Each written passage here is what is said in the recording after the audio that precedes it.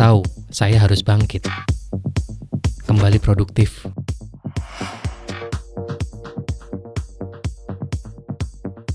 Rasanya susah fokus dan terjadilah yang tidak diinginkan.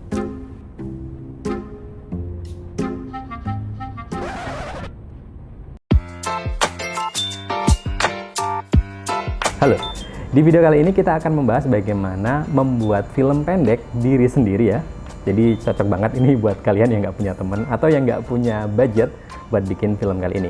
Ya karena kita sendiri yang akan jadi kameramen, kita yang jadi aktornya, jadi talentnya, kita juga sendiri yang bakalan jadi editornya. Pokoknya kita lakukan sendiri. Jadi bisa dibilang nol budget ya, kecuali buat alat buat merekam videonya. Pertama tentunya kita bikin story-nya, bikin ceritanya ya. Karena kita bikin film sendiri, bikin kita sendiri ya, diri sendiri. Jadi syarat utamanya adalah kita bikin cerita atau story yang cukup satu pemeran aja. Karena kita sendiri yang bakalan meranin. Apakah bisa menarik? Ya bisa-bisa aja kalau kita bikin ceritanya menarik juga. Nah biar menarik di sini saya bikin film yang ceritanya saya angkat dari keresahan ya, keresahan saya sendiri ya.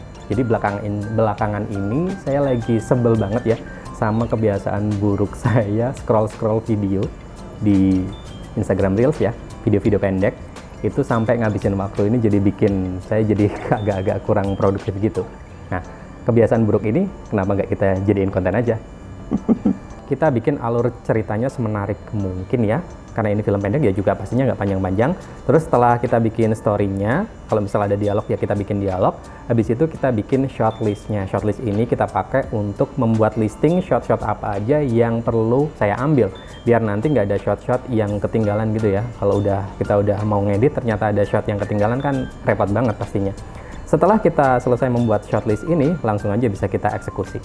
Untuk selanjutnya kita siapin alat-alat yang mau kita pakai. Yang pertama pastinya adalah kamera ya, dan di sini bisa pakai kamera apa aja, mau kamera DSLR, mau kamera mirrorless, mau kamera HP juga bisa ya. Kalau saya di sini mau pakai kamera mirrorless dari Sony, pakai Sony A6400. Kenapa kok saya pakai itu? Karena Sony itu auto fokusnya bagus ya. Ini lagi saya pakai buat ngerekam video ini juga. Atau kalau kalian mau pakai kamera lain juga nggak apa-apa ya. Kalau mau pakai manual fokus juga tetap bisa ya. Saya juga pernah bikin pakai HP, pakai manual fokus juga, itu juga bisa. Cuman memang agak ribet. Alat utama selanjutnya yaitu tripod ya. Tripod itu penting banget ya, hampir saya bilang wajib ya, karena kita mau syuting sendiri, mau syuting diri sendiri. Jadi kita nggak punya kameramen. Kalau kita nggak punya kameramen, otomatis siapa yang mau megangin kamera ya, kalau nggak tripod ini. Ya bisa aja kita taruh di meja ya, tapi ya repot banget ya mau kita, kalau mau pindah-pindah kita bawa mejanya gitu kan susah juga ya. Jadi tripod ini wajib banget. Alat selanjutnya yaitu audio ya. Audio ini penting banget ya, apalagi film yang ada dialognya ya. Nggak mungkin kita bikin film tapi audionya jelek banget kan, jangan banget ya. Jadi audio ini penting banget. Dan di sini kalau saya butuh audionya dikit banget ya, karena kebanyakan saya bernarasi ya, tapi tetap ada audionya dikit. Dan mau saya pakai mic wireless, mic yang tanpa kabel biar nggak ribet ya, karena saya syuting sendiri. Sebenarnya kita juga bisa pakai mic eksternal kayak mic shotgun mic ya, yang kita taruh di kamera. Tapi kalau posisi kita agak jauh dari kamera, biasanya kualitas audionya akan berkurang. Sambil nungguin loading, buka TikTok dulu aja. Sambil nungguin loading, buka TikTok dulu aja.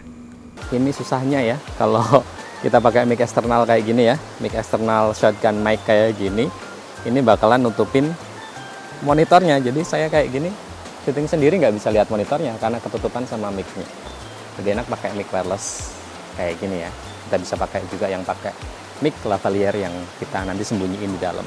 Kalau model monitornya flip kayak gini ya, nah yang ke samping kayak gini ini lebih enak ya. Jadi walaupun pakai shotgun mic, ini nggak nutupin sama monitornya. Ini Lumix G7 ya. Sayangnya ini autofokusnya jelek. Jadi kalau kita mau syuting sendiri agak ribet, harus ngatur-ngatur fokusnya secara manual.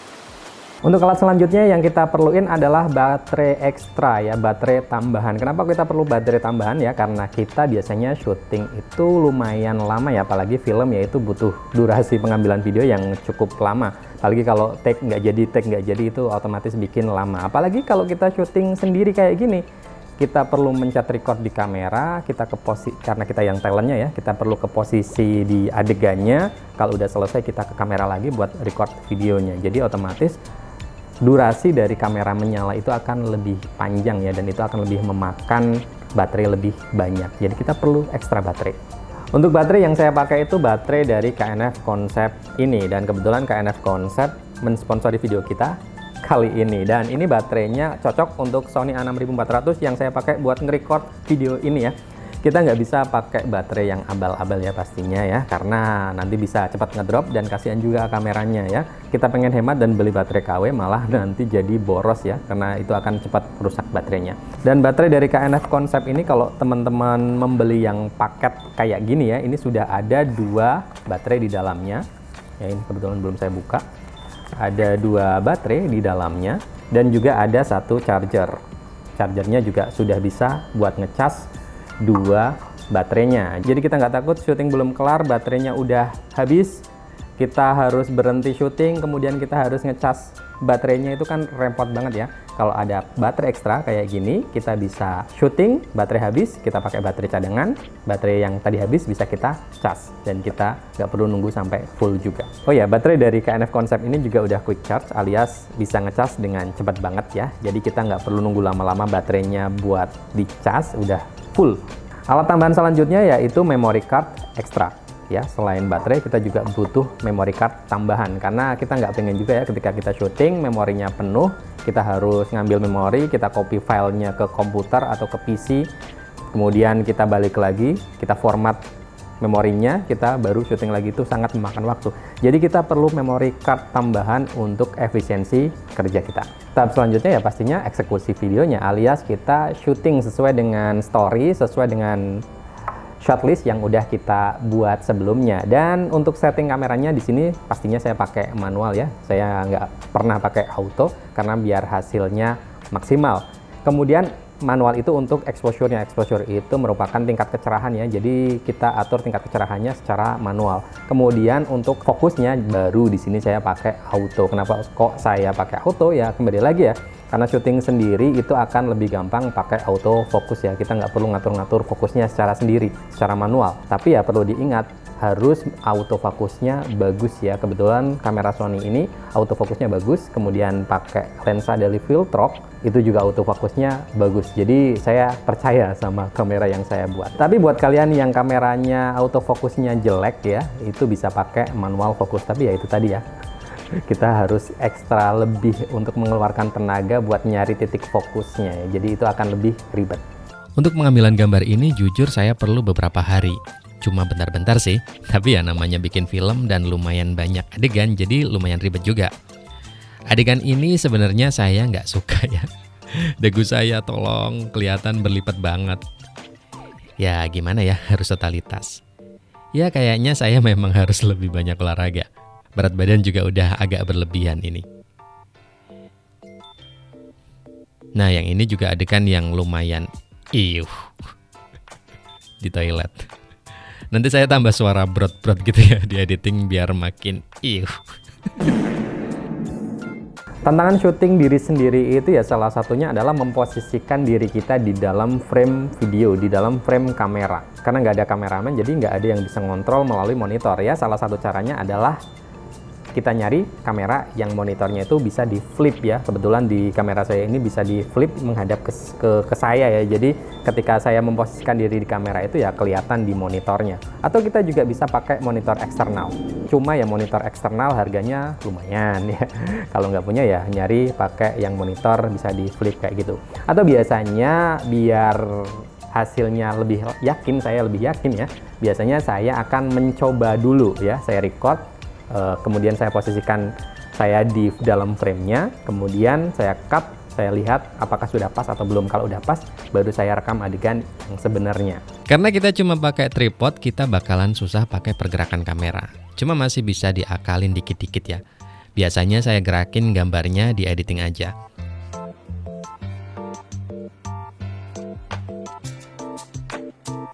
Kalau adegan yang ini saya pakai monopod. Ini sebenarnya kaki tripod yang bisa dijadiin monopod. Biar kelihatan kayak ada yang ngambil gambar sambil follow waktu saya lari gitu ya. Oh ya, ini tripod dari KNF Concept juga, sama kayak baterai cadangan yang saya pakai. Dan ini juga saya ambil pakai tripod ya, yang saya tempel di badan. Lumayan bisa dapat low angle dan nggak cuma dapat shot diam aja ya. Walaupun harus hati-hati, karena kalau kamera nggak ada image stabilizer-nya, hasilnya bisa shaky banget. Kemudian jangan lupa sering cek hasil record video kita ya.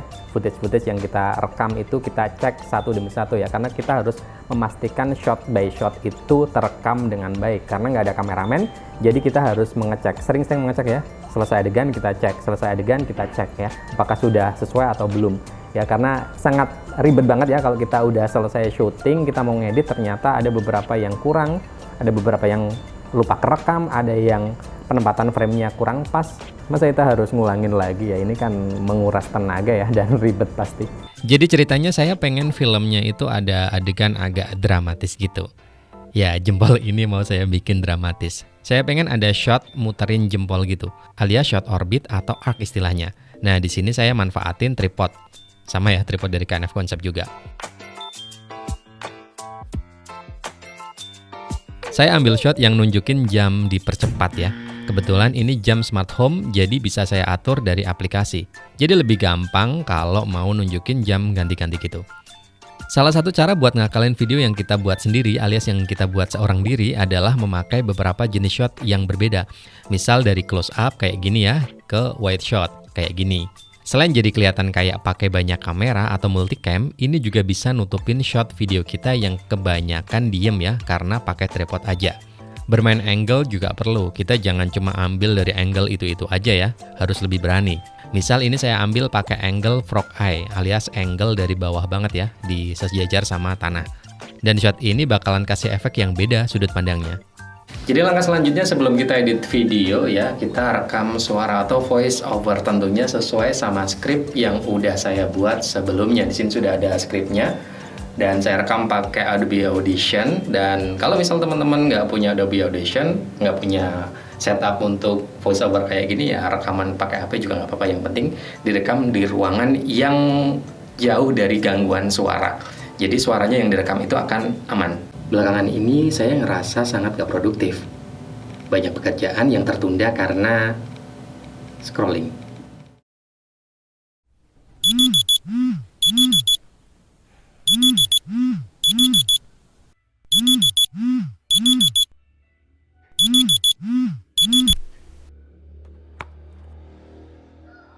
Belakangan ini saya ngerasa sangat gak produktif. Banyak pekerjaan yang tertunda karena scrolling.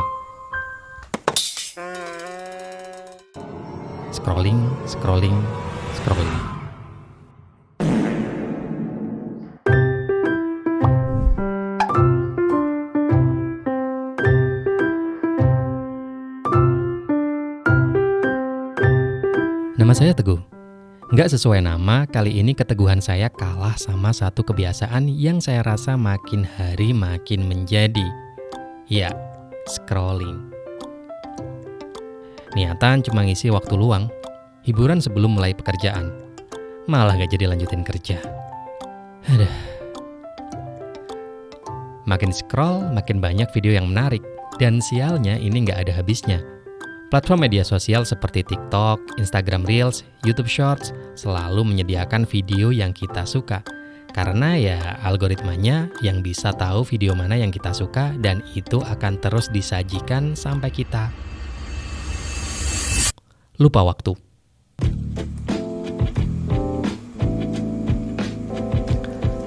Sambil nungguin loading, buka TikTok dulu aja.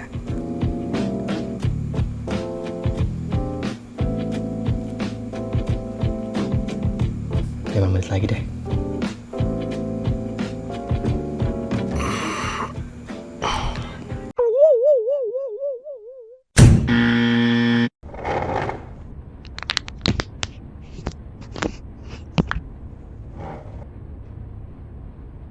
Kalaupun saya udah mulai kerja, rasanya susah fokus dan terjadilah yang tidak diinginkan. Saya luluh dan kalah. Saya tahu, saya harus bangkit, kembali produktif, dan saya putuskan untuk berpuasa sosial media.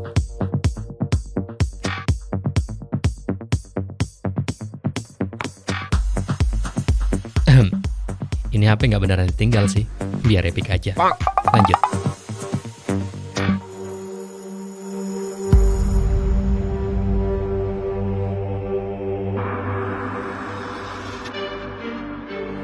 Jempol ini yang memulai. Men-scroll halaman demi halaman. Dari satu akun ke akun lainnya. Jempol ini pula yang akan mengakhirinya.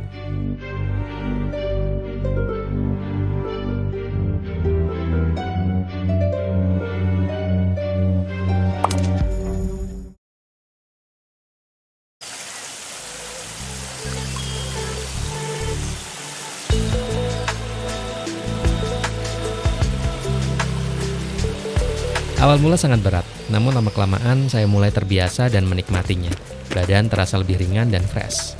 Karena waktu yang biasanya saya habiskan untuk scrolling, saya isi dengan kegiatan yang lebih bermanfaat.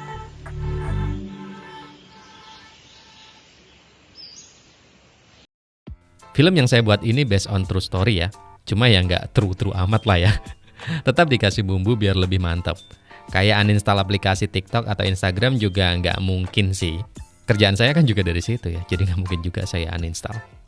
Cuma paling nggak ada niatan lah ya buat ngurangin scroll-scrollnya, karena ini udah ganggu banget sih. Olahraga? Belum bisa seniat itu juga. Ya masih tipis-tipis lah ya. Oke, cukup sekian untuk pembahasan kali ini. Itu dari hasil filmnya ya, kayak gitulah ya. Hasilnya gimana? Oke atau kurang? Ya kalian nilai sendiri lah ya. Oke, cukup sekian untuk pembahasan kali ini, bagaimana membuat film diri sendiri ya. Semoga ini bisa bermanfaat atau paling enggak menginspirasi kalian yang mungkin nggak punya teman tapi pengen bikin film ya. Oke, cukup sekian dan sampai jumpa di video selanjutnya.